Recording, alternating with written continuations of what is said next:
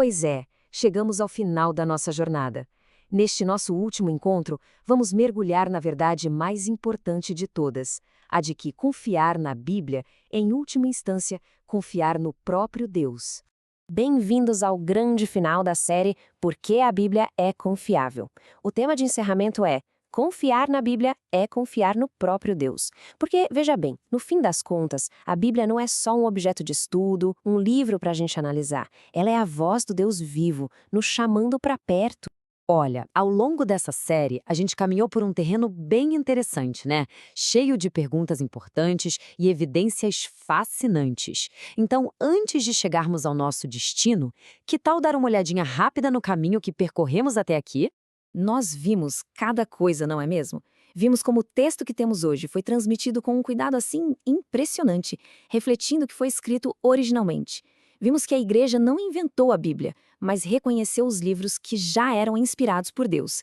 E vimos como a nossa fé não flutua no vazio, ela está presa em lugares, pessoas e eventos reais. Mas o mais incrível foi perceber como dezenas de livros de épocas e autores diferentes contam uma única e grande história, que aponta o tempo todo para Cristo. Uau! Mas e agora? O que a gente faz com tudo isso? Ok, depois de tantos argumentos, talvez fique aquela pulga atrás da orelha, sabe? Legal, tudo isso faz sentido na minha cabeça, mas. E o coração? Como é que essa informação toda vira convicção de verdade? Pois é exatamente aqui que chegamos ao ponto decisivo da nossa conversa. Essa é a grande questão, não é? Como que a lógica, os fatos, as evidências, como é que tudo isso atravessa a fronteira da mente e se instala no coração? Como a confiança se torna algo vivo? Porque, no fundo, a questão mais profunda não é sobre confiar neste livro, mas sim sobre confiar no Deus que fala por meio deste livro. Olha só que distinção crucial. De um lado, a gente tem as boas razões para a mente, e elas são muito importantes, viu? Elas tiram os obstáculos do caminho, mostram que a fé não é um salto cego no escuro. Mas do outro lado, está a convicção do coração. E isso é outra história. Não é algo que a gente consegue fabricar com o nosso próprio esforço. É um presente. É algo que só Deus pode dar. É uma obra do Espírito Santo que usa a própria palavra para gerar fé lá dentro. Certo, mas como Deus faz isso? Ele não nos deixa sozinhos com um monte de evidências, esperando que a gente junte as peças do quebra-cabeça. Ele mesmo age. E a ferramenta que ele usa é a sua própria palavra, que, como vamos ver, não é um texto morto empoeirado na estante. É algo vivo e poderoso. E aqui está o pulo do gato. A gente costuma pensar que a fé é algo que precisamos produzir, que temos que nos esforçar muito para ter fé. Mas olha o que Romanos 10:17 nos diz. A fé vem, ela é um resultado. De quê? De ouvir a palavra de Deus. Ou seja, a fé não nasce da nossa capacidade de resolver todas as dúvidas, mas sim do poder que a palavra tem de gerar fé em quem a ouve. E este versículo ilustra perfeitamente o porquê. A palavra de Deus não é um simples documento histórico. Hebreus 4:12 a descreve como viva e eficaz. Pensa nessa imagem, mais afiada que uma espada de 2 gumes. Ela entra onde nada mais consegue entrar.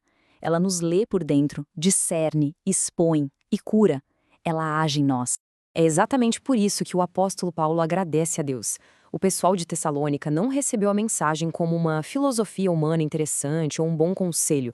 Eles receberam como o que ela realmente é, a palavra de Deus.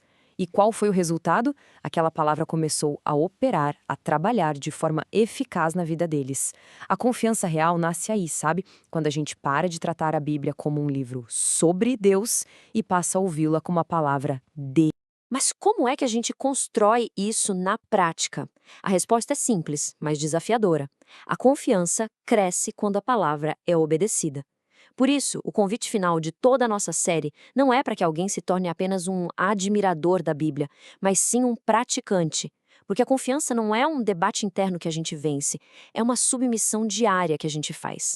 Então, para que essa nossa conversa não termine só na teoria, aqui vai um convite bem prático, um plano para começar, hoje mesmo. Primeiro, escolha um dos evangelhos, Mateus, Marcos, Lucas ou João, e se proponha a lê-lo com atenção. Segundo, ao ler, faça sempre 2 perguntas simples ao texto. O que isso me ensina sobre Deus e o que isso exige de mim? Terceiro, E isso é fundamental. Não faça essa jornada sem companhia. Converse com outras pessoas, com seu pastor. A fé cresce em comunidade. E por último, escolha um versículo, aquele trechinho que falou mais alto, e guarde-o no coração. E é isso, chegamos ao fim. No final das contas, confiar na Bíblia é confiar em Deus. E confiar em Deus é o único lugar realmente seguro para se construir a vida. Que Deus nos dê a graça de amar a sua palavra, de obedecer a sua palavra e de viver para a glória do autor da palavra. Só lhe dei a glória.